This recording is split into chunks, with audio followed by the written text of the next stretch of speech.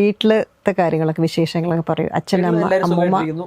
വീട്ടിൽ അച്ഛനുണ്ട്, അമ്മയുണ്ട്, അനീത്തിയുണ്ട്, അമ്മാമ്മയുണ്ട്, അങ്കിളുണ്ട്. അങ്കിൾ ഷിപ്പിലാണ് വർക്ക് ചെയ്യണേ.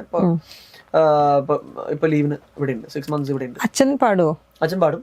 ഇപ്പൊ പാടും, പക്ഷെ പണ്ട് he use to sing really well. പിന്നെ ബിസിനസ്സും രാഷ്ട്രീയമുണ്ട്.